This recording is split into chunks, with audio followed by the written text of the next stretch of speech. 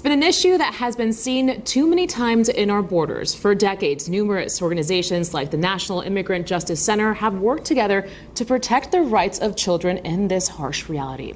Now, here to further discuss this is Mary Miller-Flowers. She's the Senior Policy Analyst for Child Protection at the Young Center for Immigrant Children's Rights.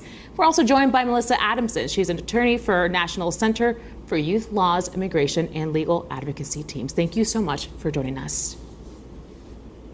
Well, Mary, we're going to get started with you. How would this bill better protect immigrant children? Thanks so much for the question. This bill really provides an opportunity to elevate the standards for the care and custody of children who end up in federal custody. So it really raises the bar in terms of the various ways that children are treated, so that they have not just the basic protections, which we struggle with even today, but have opportunities to first remain with family and not be taken into federal custody, but then really to have the places where they live be the most integrated, least restrictive settings, accelerate opportunities to be released to family and sponsors as quickly as possible, respect their various rights, including reproductive rights, the rights of children who identify as LGBT. There's just numerous ways in which the bill improves standards of care for children. Yeah, the list is for sure endless. Now, Melissa, your thoughts, in what ways have children in immigrant custody been impacted that has not been talked about enough?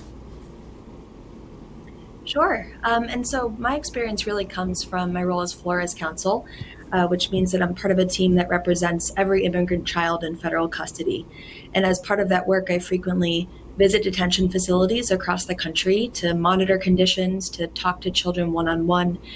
And in hundreds of interviews with individual children over the past several years, what I've really been struck by is that our current system operates to harm instead of help children. And a large piece of that is because our immigration system was designed with adults in mind. And so there's really no comprehensive federal protections for children in this system.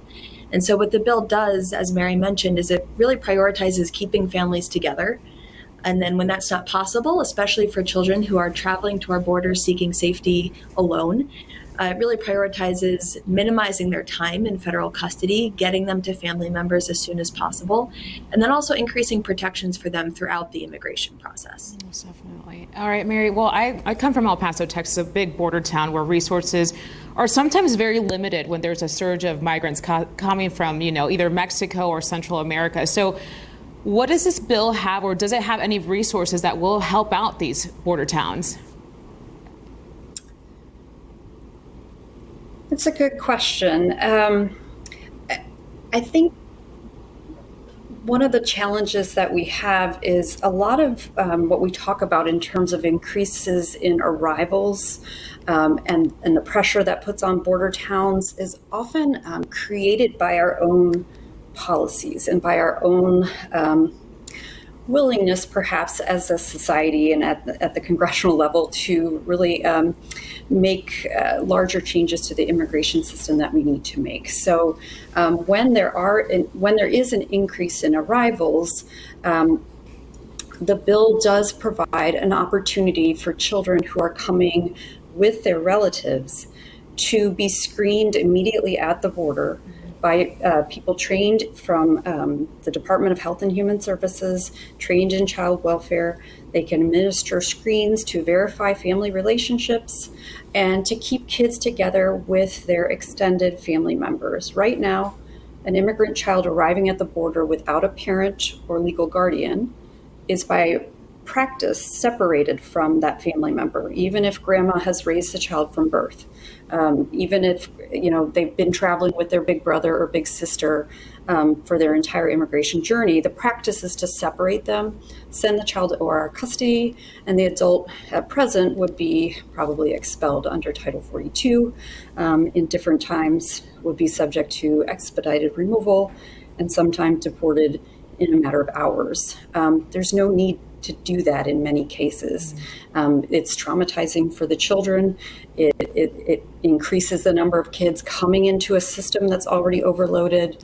And especially when there's an increase in arrivals, as you mentioned, the more children who can be released with their caring family member right from the border and go about their way, the more efficient for the system as a whole. Yeah. So that's one way in which it would help during times of high arrivals. Yeah, no, we've definitely all seen it, the heartbreaking images, that come up far too often. Melissa, back to you. Final thoughts. What would be your message right now to lawmakers who may not be on board with this? This has been a huge political issue for decades now. Sure. I think the main message about this bill is that it's not an immigration bill. It's about common sense protections for kids. And I think that's a bipartisan issue that everybody should be able to get on board with. I think that our nation has an obligation, whether it's legal, moral, ethical, to care for children that are really coming to our country fleeing violence and seeking safety, to care for those children in a way that promotes their safety and well-being. And that's what this bill aims to achieve. And I think that's the baseline message here. Most definitely. All right, ladies, we're out of time. Mary Miller Flowers and Melissa Adamson, thank you so much for talking about this issue. Thank you. Thank you.